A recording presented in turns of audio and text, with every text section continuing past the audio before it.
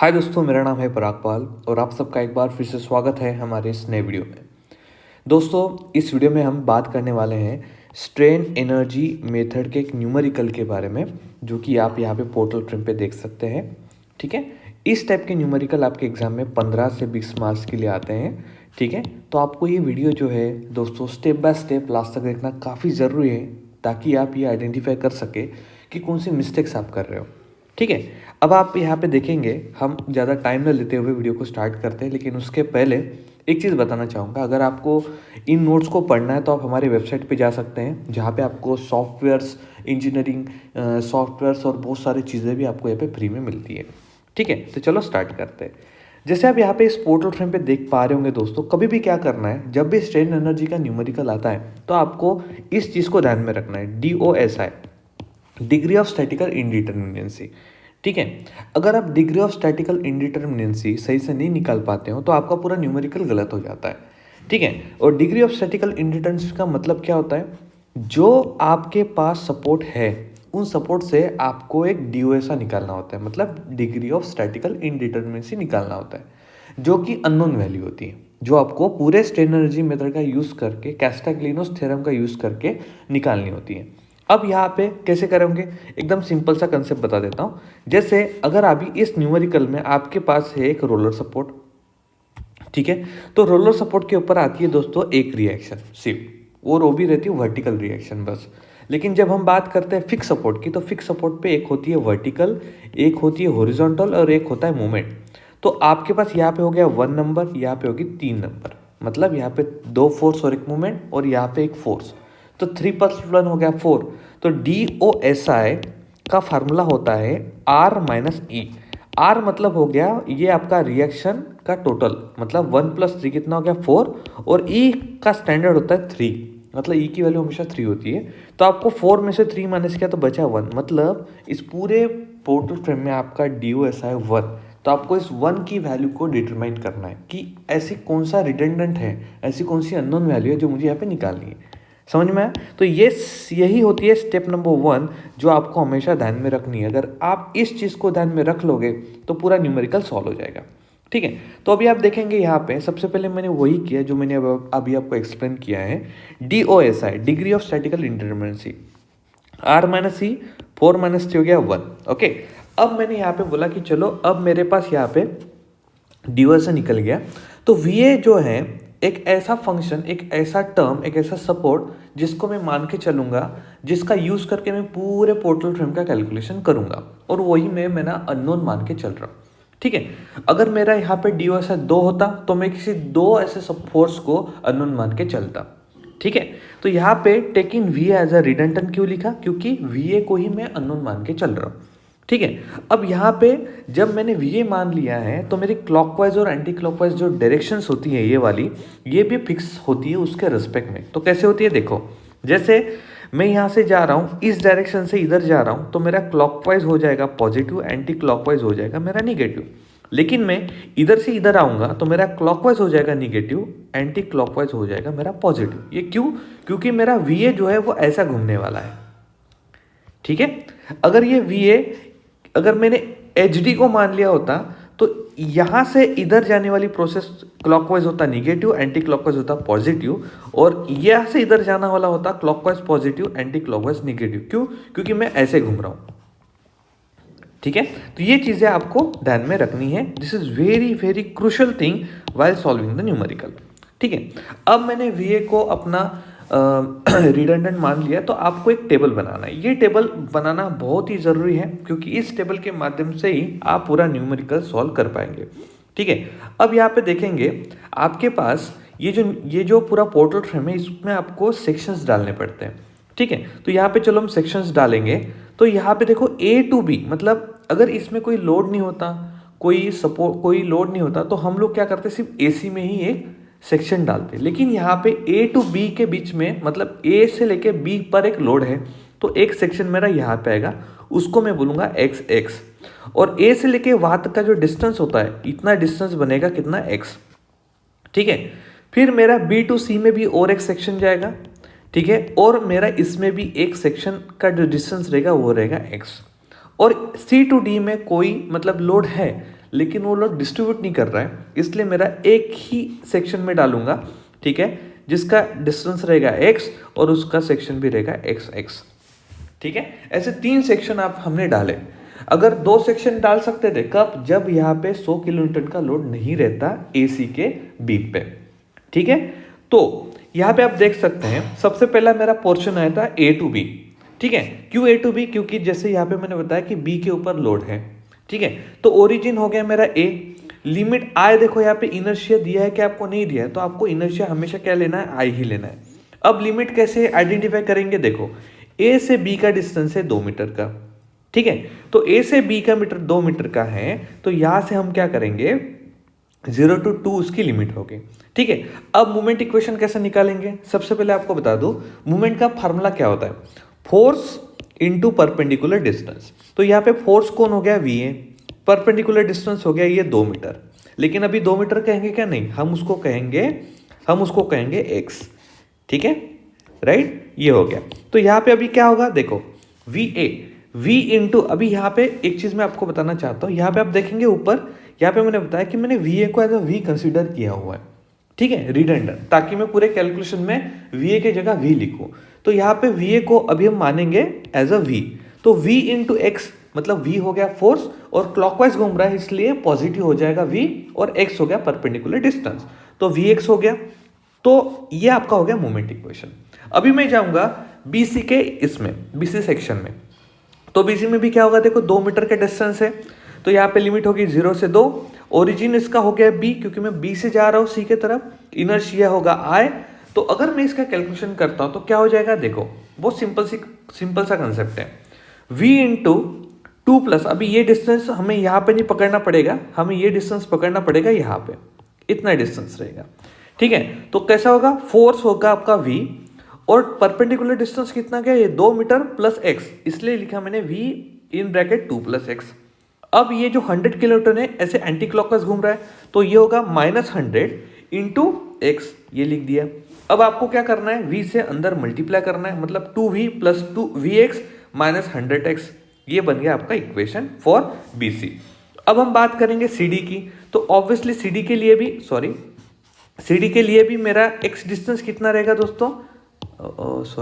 ये रहेगा यहाँ से इतना। ठीक है, राइट। तो अगर ये x डिस्टेंस है तो मैं क्या करूँगा? मेरा डिस्टेंस हो गया सबसे पहले CD, ये मेरा पोर्शन है। ठीक है, CD मेरा पोर्शन हो गया, ओरिजिन हो गया C, इनर्शिया हो गया I, और लिमिट होगी मेरी 0 से लेके 6 तक। ठीक है, अब देखो मैं C के तरफ से जा रहा हूँ, तो सबसे पहले V इंटू आएगा 4, मतलब C पॉइंट के ऊपर तक V इंटू होगा मेरा 4V, राइट। 4V क्यों? क्योंकि 2 प्लस 2 हो गया 4 मीटर का डिस्टेंस AC बीम का, और V ये अपना फोर्स है, माइनस अभी यहाँ पे देखो 100 किलोन्यूटन मेरा लोड है, तो 100 इंटू 2 ये हो गया, देखो 4V दी, फिर 100 इंटू 2, फिर उसके बाद अभी अपने पास UDL है, तो UDL को अगर मुझे अप्लाई करना है तो मैं क्या करूँगा? 30, मतलब जो भी मेरा लोड है, मल्टीप्लाई बाय x, क्योंकि मेरा x डिस्टेंस में मैं अप्लाई कर रहा हूँ, इस डिस्टेंस पे अप्लाई कर रहा हूँ, इनटू जो भी डिस्टेंस ले रहा हूँ उसको आधा करना है, मतलब x/2। ऐसा क्यों किया? ताकि UDL को मैं पॉइंट लोड में कन्वर्ट कर सकूं। क्या किया मैंने? जो लोड है मतलब 30 है, उसको मैंने इस x से मल्टीप्लाई किया। ठीक है, और फिर मतलब ये क्या किया? टोटल लोड बनाया। ठीक है, और उसको बीच में लाने के लिए, उसको इक्वालिटी में लाने के लिए उस डिस्टेंस को 2 से डिवाइड कर दिया। ठीक है, समझे? इसलिए यहाँ पे लिखा 30x into x divided by 2।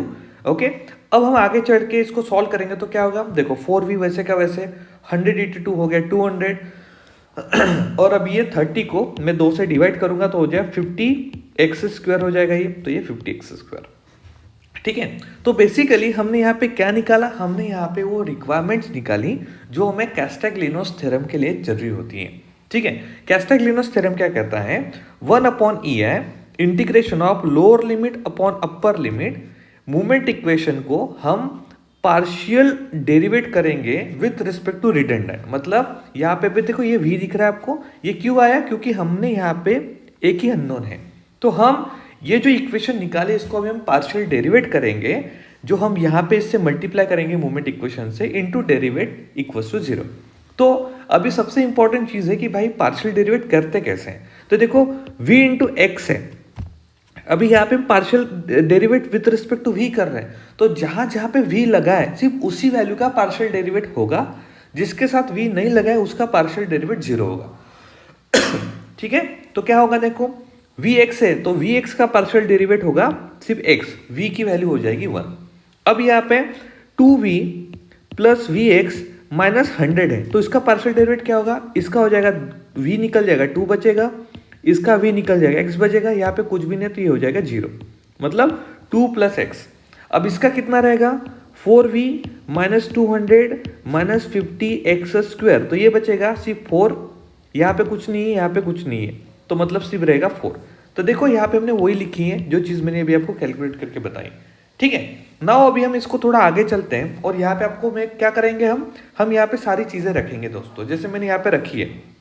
क्या किया देखो, अब ये मैंने एक स्टेप आगे सॉल्व करके रखी है, लेकिन मैं आपको यहाँ पे लिख के बताता हूँ। ठीक है, तो कैसे होगा देखो, इक्वल्स टू, यहाँ पे हम स्टार्ट करेंगे पहले ए बी सेक्शन के लिए, तो 1 ई की वैल्यू मैंने यहाँ पे ली है 1, इंटीग्रेशन ऑफ लोअर लिमिट है 0, हायर लिमिट है 2, तो 0 से लेके 2, एम एक्स इक्वेशन कितना है देखो, ये हो गया m x equation v x, और पार्शियल डेरिवेट कितना है इसका x into d x equals to 0, बराबर। अभी आपको इक्वल्स टू 0 नहीं लिखना है, आपको इसके सामने फिर से प्लस करके दूसरा लिखना है, बीसी के लिए लिखेंगे, तो कैसे होगा 1/1 इंटीग्रेशन ऑफ 0 से लेके 2, ये 0 से लेके 2 लिख दिया यहाँ पे। अब इक्वेशन कितना है, यहाँ पे इक्वेशन लिखेंगे कितना है 2v plus v x minus of 100, ठीक है, मल्टीप्लाई पे क्या होगा 2 प्लस एक्स।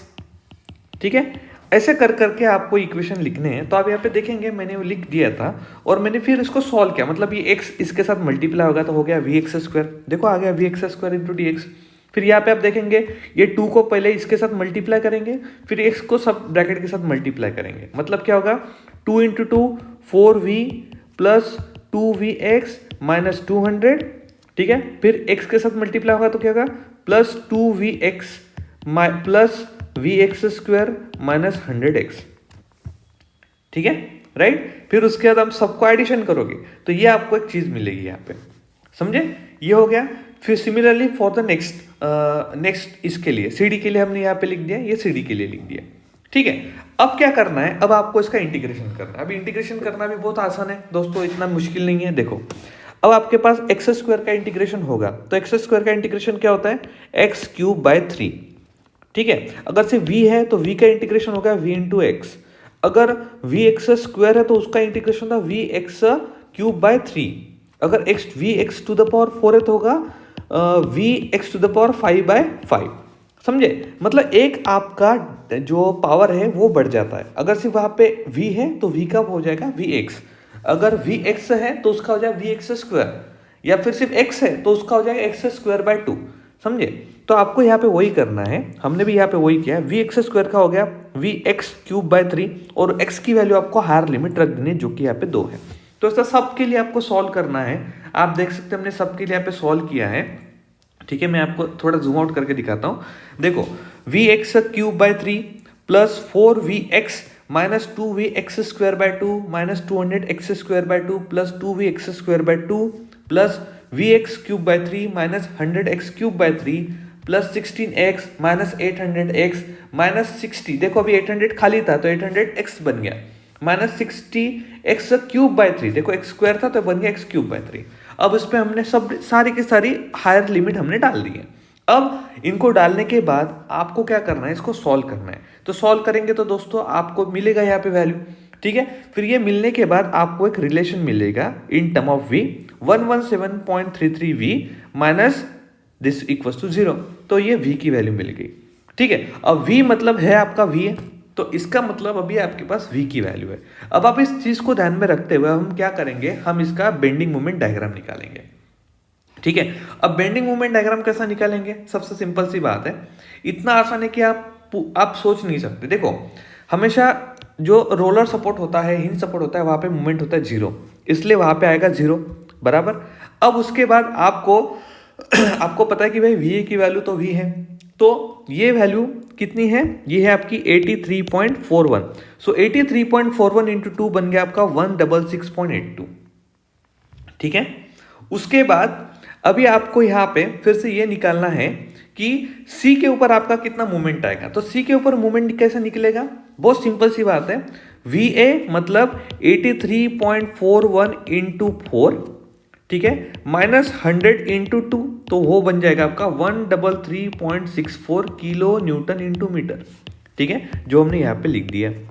ठीक है, अब आपको HD का निकालना है, मतलब D पॉइंट के ऊपर निकालना है। तो D पॉइंट के ऊपर कैसे निकलेगा, बहुत सिंपल सी बात है, जो हमने ऑलरेडी ऊपर कैलकुलेशंस करके रखे हैं, ठीक है, वही कैलकुलेशंस आप यहाँ पे यूज कर सकते हैं। जैसे यहाँ पे VD का मूवमेंट निकलेगा, ये रहेगा आपका VA इंटू 4, ठीक है, देन 100, फिर यहाँ पे आपका 100 इंटू 2, ओके, और 30 इंटू, या फिर आप एकदम सिंपल तरीके से निकाल सकते हैं 30 इंटू 6 डिवाइडेड बाय 2, तो ये आपको मिल जाएगा 406.36, ठीक है, बहुत सिंपल सी बात है। तो इस तरीके से दोस्तों आप ये पूरा न्यूमेरिकल सॉल्व कर सकते हो। अगर आपको वीडियो समझ में नहीं आया तो आप मुझे प्लीज़ कमेंट सेक्शन में कमेंट कीजिए, मैं आपको इसके सॉल्यूशंस भी बताऊंगा, और ये नोट्स आप हमारे वेबसाइट पे जाके भी पढ़ सकते हैं, जिसका नाम है www.civilnotes.com।